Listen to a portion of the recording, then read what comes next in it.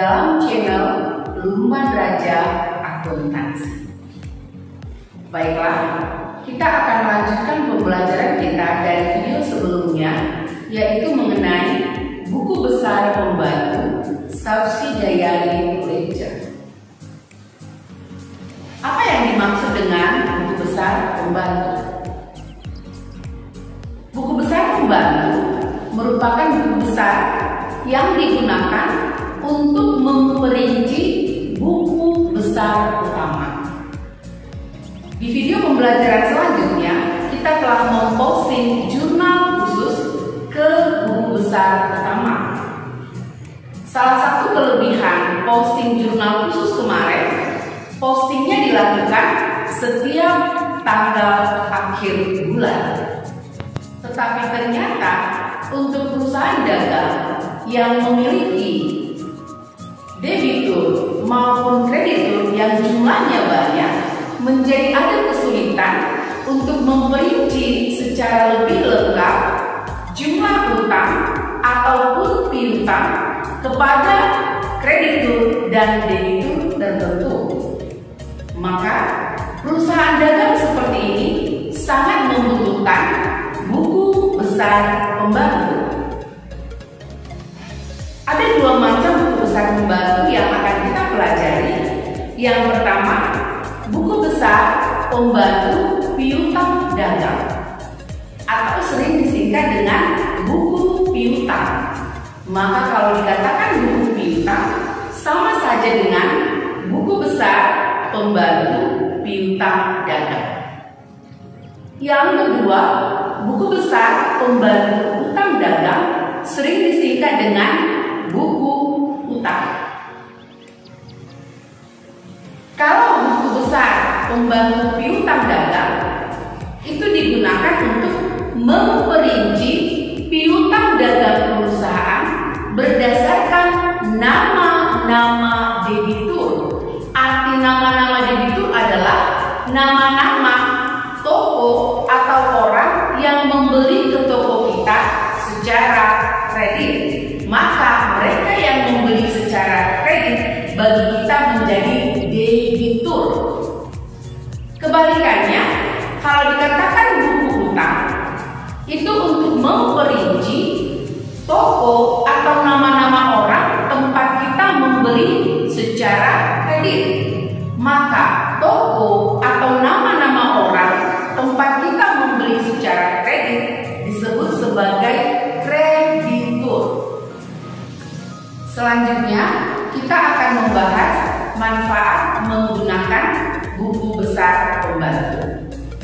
Yang pertama, memudahkan dalam penyusunan laporan keuangan. Hal ini karena akan terjadi kepastian di dalam jumlah buku besar utama karena sudah diperinci dalam buku besar pembantu. Yang kedua, ketelitian dalam pembukuan buku besar umum dapat diuji dengan membandingkan saldo buku besar utama dengan daftar saldo buku pembantu.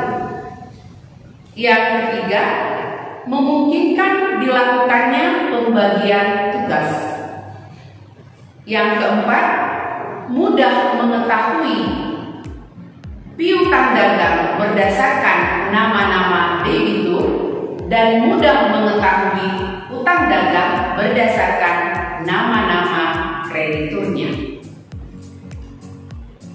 Selanjutnya, kita ikuti langkah-langkah dalam membuat buku besar pembantu. Yang pertama, kita siapkan buku besar pembantu sesuai dengan nama-nama debitur untuk buku pembantu piutang dagang dan sesuai dengan nama-nama kreditur untuk buku besar pembantu utang dagang. Yang kedua, kita catat tanggal transaksi di kolom tanggal, keterangan singkat di kolom keterangan, dan jumlah di kolom jumlah. Yang ketiga, mencatat ke buku pembantu dapat dilakukan langsung melalui bukti-bukti transaksi atau melalui jurnal khusus. Tetapi ingat, Kalau kita mencatat melalui jurnal khusus, jangan lupa membuat tanda posting. Langkah terakhir, pada akhir bulan, kita harus menyusun daftar saldo buku piutang ataupun daftar saldo buku utang untuk memastikan jumlahnya sama dengan buku besar utama. Baiklah, sebagai contoh, kita akan mengerjakan buku piutang milik PD Merdeka selama Januari 2020. Kita ambil bahan dari jurnal khusus dari video pembelajaran selanjutnya, atau nanti kita berikan link soal dalam pembahasan buku besar pembantu piutang dagang sebagai berikut. Baiklah, untuk pembahasan buku pembantu kita gunakan kali ini adalah buku besar pembantu piutang dagang atau boleh disingkat buku piutang. Kita akan mencatat berdasarkan jurnal khusus. Bedanya memposting ke buku besar utama dengan ke buku besar pembantu, kalau ke buku besar utama kita memposting hanya 1 kali dalam 1 bulan tanggal akhir bulan. Tetapi kalau pada buku besar pembantu kita mencatat kepada atau ke dalam buku besar pembantu adalah berdasarkan tanggal transaksi. Bahan yang kita gunakan adalah jurnal khusus penjualan dan jurnal penerimaan kas milik PD Merdeka Januari 2020. Kalau kita perhatikan dalam jurnal penjualan, kita harus siapkan 3 buku pembantu piutang dagang atau sering disebut sebagai buku piutang. Akan kita buat judul lebih dahulu, PD Merdeka buku piutang Januari 2020. Ada 3 debitur yang dimiliki oleh PD Merdeka, yaitu UD Pelangi, UD Bulan, dan UD Cahaya. Sudah kita siapkan buku besar pembantu piutang dagang, kita pindahkan tanggal demi tanggal sesuai dengan urutan tanggal transaksi. Kita perhatikan pada tanggal 3 ada penjualan kredit kepada UD Pelangi 4 juta. Bertambah piutang dagang kita di debit 4 juta, saldo 4 juta. Ini kita pindahkan dari jurnal penjualan halaman 3. Dan jangan lupa, karena kita memindahkan dari jurnal khusus, nanti pada jurnal penjualan sebaris dengan UD Pelangi di kolom referensi kita buat tanda checklist. Bukti setelah masuk ke jurnal khusus, dia juga sudah kita pindahkan ke buku pembantu. Selanjutnya juga tanggal 9 ada penjualan kredit 4 juta sehingga saldonya 4 juta. Juga kita pindahkan dari jurnal penjualan halaman 3. Jangan lupa tetap dibuat tanda checklist pada jurnal penjualan. Sedangkan tanggal 12 berdasarkan jurnal penerimaan kas, kita menerima piutang dagang dari UD Pelangi 4 juta. Tadi saldo 4 juta dan terima 4 juta, sekarang saldonya 0. Ini kita pindahkan dari jurnal penerimaan kas halaman 4. Dan jangan lupa pada jurnal penerimaan kas di halaman 4 itu sebaris dengan UD Pelangi, di kolom referensi juga kita buatkan tanda checklist. Selanjutnya pada tanggal 19 Januari 2020 ada penjualan kredit kepada UD Cahaya 6 juta sehingga saldo utang kita kepada UD Cahaya ada 6 juta.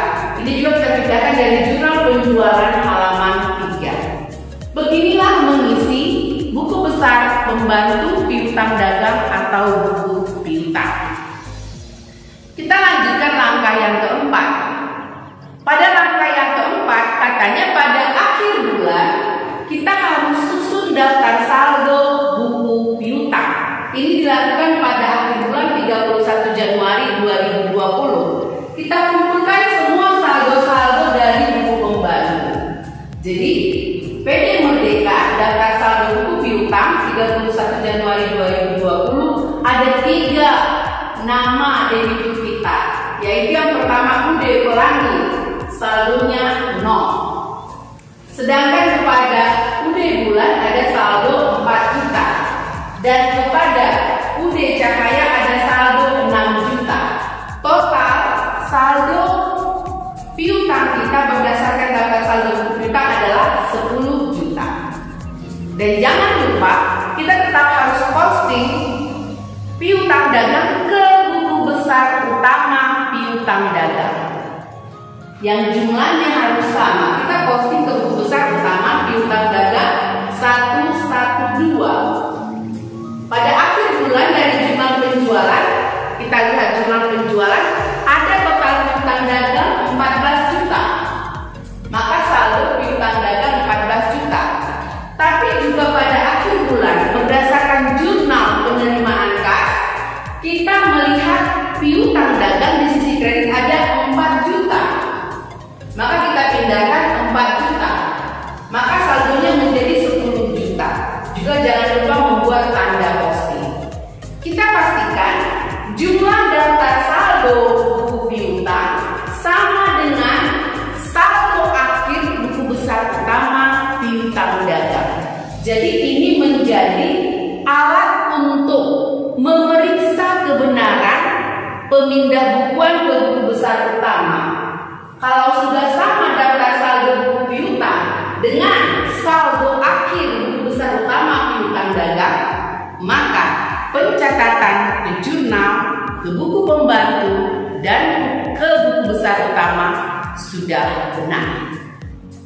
Demikianlah mengerjakan buku besar pembantu.